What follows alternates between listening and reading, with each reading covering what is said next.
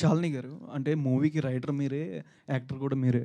అంటే స్టోరీ పరంగా చూసుకునేసరికి మీకు నార్మల్‌గా రియల్ ఇన్సిడెంట్ ఏమైనా బేస్ చేసుకొని రాసారా? దేని మీదండి? ఈ స్టోరీ రియల్ ఇన్సిడెంట్ ఏదైనా బేస్ చేసుకొని రాసారా అని?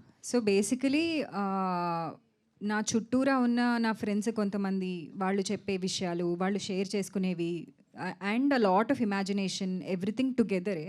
అండ్ ఇందాక కూడా నేను చెప్పినట్టు నా లైఫ్‌లో అయితే నేను I'm not Sujatha at all. ఎందుకంటే నేను అలాంటి రిలేషన్‌షిప్‌లో అసలు ఉండను. అంత ఇగ్నోర్ చేస్తే.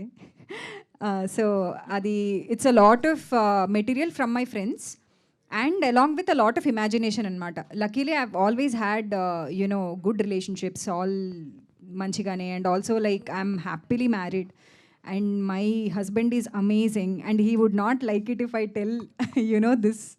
కానీ I was always blessed with amazing men in my entire life. So నాకు నువ్వు కాదు.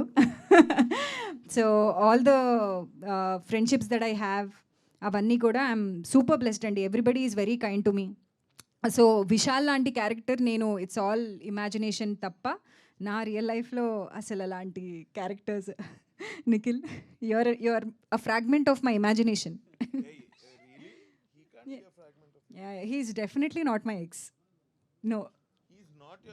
Yeah, because my ex was also a wonderful guy. If he's watching this, he's an amazing